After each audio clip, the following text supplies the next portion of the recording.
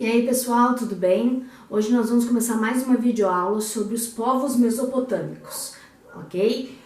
Curtam o canal Viaja Nessa História, aproveitem o conteúdo, brigadão. Bom, os povos mesopotâmicos então são aqueles que vivem dentro da região que nós chamamos de Mesopotâmia, que é a região entre os rios Tigre e o rio Eufrates. Não é um povo com este nome, ok? É uma região. Meso significa entre, pótamos significa rios em grego, tá? Então, quais são esses povos que nós vamos ver? São os sumérios, os acádios, os babilônios e os assírios. Os babilônios são divididos em duas origens: amoritas, que era um tipo de povo daquela região, e caldeus. Tá? Eles vão dominar a cidade da Babilônia e aí vão fazer o primeiro império babilônico e o segundo império babilônico. Como esses impérios são cortados pelas invasões dos assírios? Feito? Bom, então quando a gente fala de Mesopotâmia, nós estamos falando dessa região aqui, ó, entre o rio Tigre, este azulzinho, e o rio Eufrates. A Mesopotâmia, essa região aqui, e o Egito formam o que a gente chama de crescente fértil, que fica na região do Oriente Médio e Norte da África. Feito, gente? Então, quando a gente fala de povos mesopotâmicos, nós falamos não só da região onde eles estão, mas de algumas características que todos têm em comum, tá? Primeiro nós vamos ver as características gerais, depois nós vamos ver as específicas. Então, os povos mesopotâmicos, eles vão se desenvolver de formas diferentes e vão ter diferentes complexidades sociais. Como assim diferentes complexidades sociais? Bom, alguns vão viver só em cidades-estados, outros vão formar impérios, outros vão formar grandes impérios, né? Vai ser diferente. Mas o que se mantém entre eles? Se mantém a concentração de terras na mão do Estado. Então o Estado é o dono de todas as terras, as pessoas trabalham nessas terras. A diferenciação social, tu vais ter camadas sociais, tendo até mesmo escravos. Nessa época o escravo é um escravo de guerra, então ou por dívida, né? Tu tens um prisioneiro de guerra que vira escravo, ou tu tem alguma pessoa que te deve alguma coisa e ela paga em trabalho sem remuneração, tá? Obras de irrigação, que nós já vimos nas aulas passadas, os diques e os canais. Eram politeístas, todos aqueles povos que nós vimos, e os templos que eles tinham se chamam zigurates, tá? Nós vamos ver como é que eles eram. E utilizavam a escrita cuneiforme. Então vamos dar uma olhadinha no que é um zigurate. Aqui deu uma cortadinha, ó. Um zigurate é um templo em camada, tá? Ele é elevado e é feito camadas. Tu tens uma escada principal utilizada para ir até o templo central e a capela central. Essa escada aqui é utilizada pelos sacerdotes e pelas procissões, e nós temos escadas laterais que são para a população poder chegar a esse patamar. Olhem bem que temos aqui algumas árvores, tá? Essas daqui são o que normalmente a gente fala de uma ideia de ilha, né? Eles vão fazendo ó, pequenas ilhas. Cada um desses andares tem normalmente cultivo, tá? Não é cultivo para produção, é cultivo para beleza, né? Para ficar bonito. Bom, a partir do zigurate, então, nós vamos ver os povos mesopotâmicos e os territórios que eles abarcam, tá? Aqui em vermelhinho o território sumério, que a civilização suméria vai ser a primeira dessa região. Ela não é a mais antiga, tá? Tem relatos de civilizações mais antigas, de cidades mais antigas, mas a Suméria, enquanto civilização, enquanto cultura, é a mais expressiva que nós vamos ter com mais achados arqueológicos, tá? Então tá aqui em vermelho a região das cidades-estados sumérias, o Império Acádio em verde. Aqui, gente, tá errado, não existiu Império Sumério, tá? Mas nós vamos ter uma organização de cidades-estados, que eu vou explicar mais tarde, mas fica bom para nós podermos ver.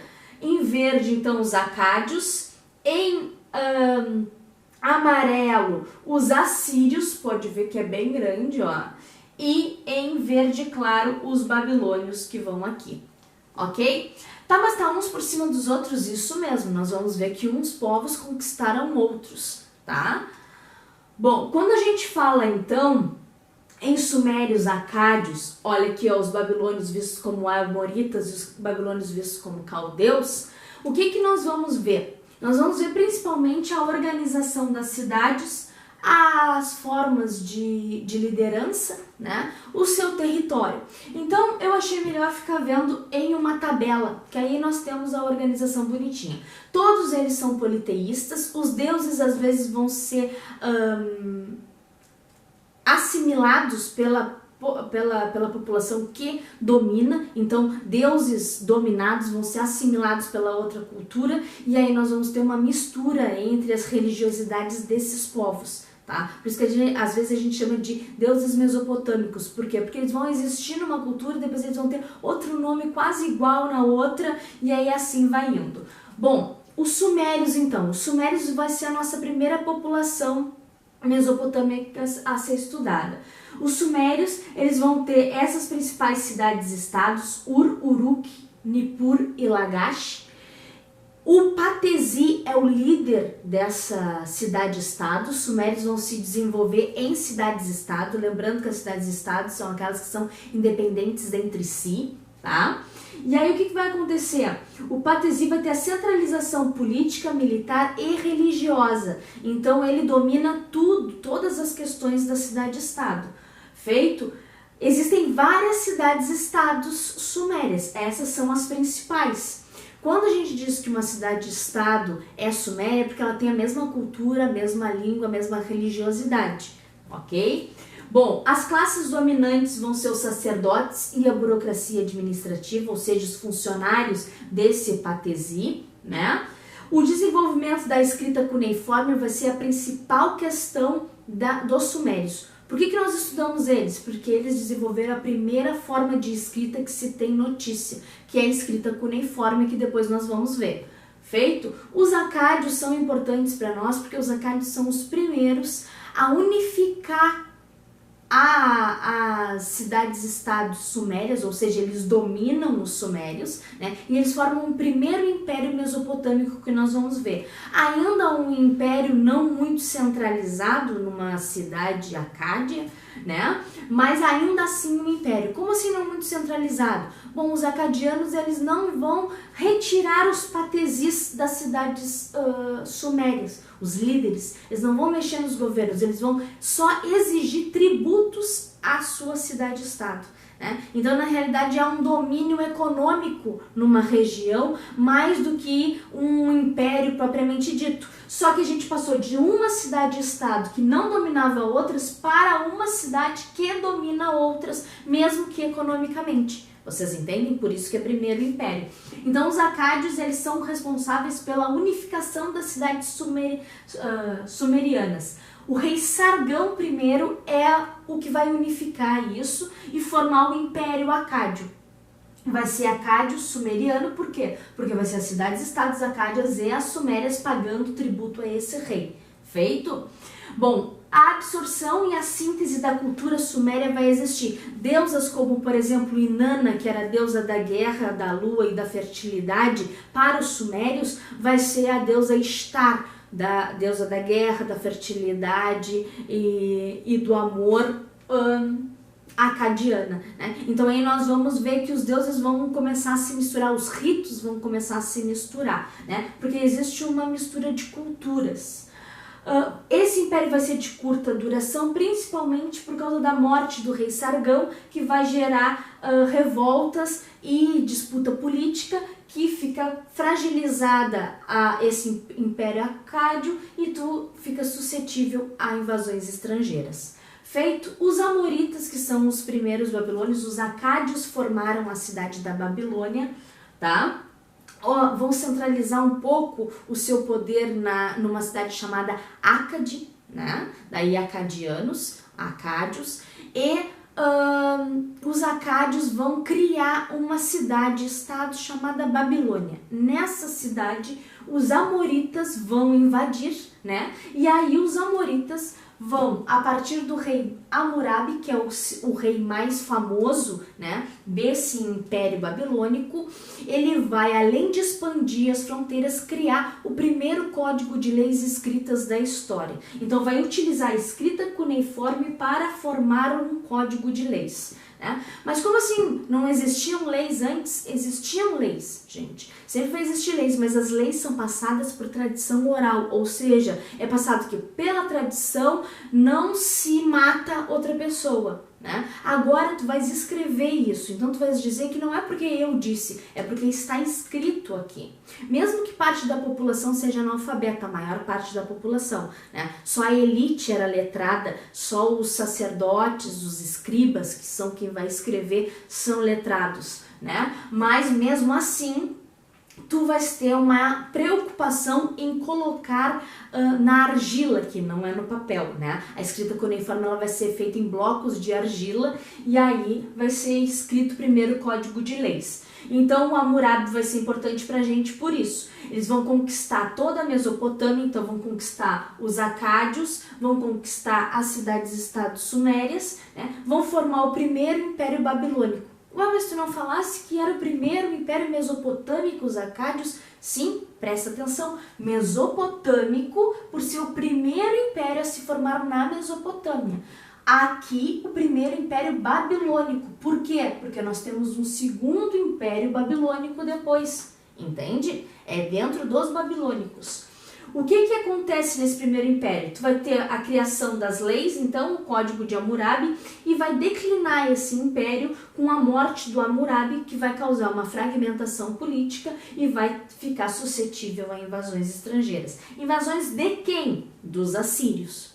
Aí nós vamos ver. Os assírios, então, vão ser um povo extremamente guerreiro, vão formar o Império Assírio, porque vão dominar seu território, o território dos babilônios, o território dos acádios e o território dos sumérios, ok? Por isso que a gente vai vendo que os impérios se tornam cada vez maiores, porque eu conquisto o território do outro e junto ao meu, anexo ao meu, então eu fico cada vez maior, né? Nós vimos naquele mapinha, ó, anterior, olha aqui, ó, tu tens os sumérios que os acádios conquistam os sumérios, que eles ficam com toda essa região, tu tens os babilônicos tendo essa região em verde, depois tu tens os assírios tendo a região em amarela, né? Então tu vai aumentando os espaços, os territórios. Feito?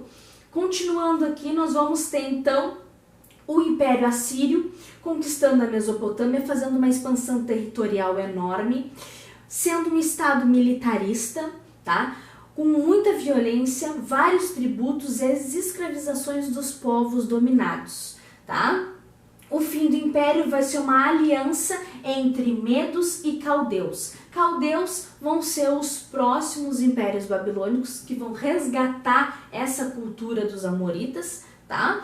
E os medos vão ser um povo que vai depois ser conquistado e anexado aos persas, né? Os persas e os medos viviam no mesmo território. Aqui os medos vão ajudar os caldeus a tomar o território. Depois nós vamos ver que os persas vão dominar os territórios dos caldeus e também dos medos, tá? Bom, então esses caldeus aqui que dominaram o território assírio vão formar o que a gente chama de Segundo Império Babilônico. O Segundo Império Babilônico, ele é famoso pelo rei Nabucodonosor, tá? E por transformar a cidade da Babilônia num centro político, comercial e cultural. Até hoje, quando a gente escuta em música de reggae, quando a gente quer falar de uma cidade enorme ou cheia de pecados, né? De uma cidade que tá com todos os problemas de uma urbanização muito grande, a gente fala uma Babilônia, né? Tá como uma Babilônia. A Babilônia, então, vai ser uma das maiores cidades dessa região, né? Extremamente comercial, vai unir todo o comércio dessa região, e Nabucodonosor vai expandir territorialmente, vai fazer grandes construções, como, por exemplo, os jardins suspensos da Babilônia. Se acredita que os jardins suspensos não eram nada suspensos, mas na realidade eram aquelas plataformas dos zigurates, né? Toda cheia de jardins em cada uma das suas plataformas, né? Vão conquistar Jerusalém, a Babilônia, o rei Nabucodonosor vai aparecer no Velho Testamento, né? Vai ser chamado de cativeiro da Babilônia, a escravidão dos hebreus, que ele vai promover, né? E o fim do Império Babilônico vai vir com a invasão e o domínio dos persas. E aí os persas vão dominar esse império, o seu território, e vão se tornar um dos maiores impérios da antiguidade, tá? Que nós vamos ver também nas próximas aulas. Bom, agora para a gente saber o que a gente tinha falado ali, o que é a escrita cuneiforme então? A escrita cuneiforme é uma forma de escrita, tá? Que é feita, a primeira forma de escrita que nós vamos conhecer, que é feita em blocos de argila com uma coifa. Isso daqui é uma coifa, uma cunha também. Essa cunha vai fazendo algumas marcas nesse bloco de argila, né? E aí tu vais lendo essa escrita. Essa escrita não é alfabética, então ela não é cada desenho representando uma letra, é cada desenho representando uma ação, né? Muitas vezes. Bom, o Código de Hammurabi, então, que nós tínhamos visto ali do primeiro Império Babilônico, vai ser o primeiro código de leis escritas, né? E aí, pra gente ter uma noção, ele foi feito assim, foi entalhado numa pedra. As leis são mais de 270, se eu não me engano, são 280 artigos de leis, né? Todas as leis que eram oralizadas, que eram faladas, foram colocadas aqui, e aqui aparece Hammurabi recebendo essas leis do Deus, né? Aí aqui eu coloquei alguns artigos, ó. Se alguém acusar um homem e o acusado mergulhar em um rio e afundar, quem o acusa pode tomar posse da sua casa. Mas se o rio provar que o acusado é inocente e ele escapar ileso, então quem o acusa será executado e o acusado tomará sua casa. Quer dizer o quê? Se eu te acuso de alguma coisa e eu não tenho como provar, então eu vou ser jogado em um rio. No caso, o acusado, a pessoa que eu acusei, vai ser jogada num rio. Se ela afundar, eu fico com as coisas dela. Se ela se salvar, eu vou ser morto por acusar falsamente e ela vai ficar com as minhas coisas, né? Aqui, ó, o artigo 229. Se um construtor construir uma casa para outrem, que é outra pessoa, e não o fizer bem feita, e se a casa cair e matar seu dono, então o construtor deverá ser condenado à morte. Se morrer o filho do dono da casa, o filho do construtor deverá ser condenado à morte.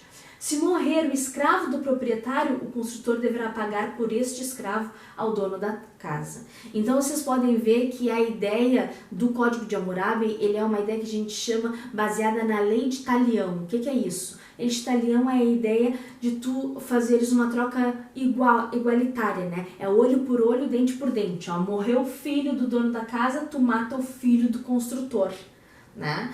Podem ver que tu tens status dentro da sociedade, que foi o que eu falei de divisão social na sociedade. Porque o escravo, tu não precisa matar um escravo do cara, do construtor.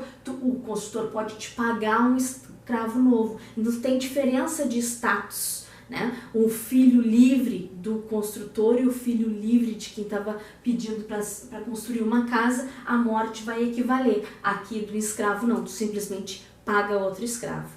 Ok, gente? Era isso. Agradeço. Que vocês fiquem bem. Beijão.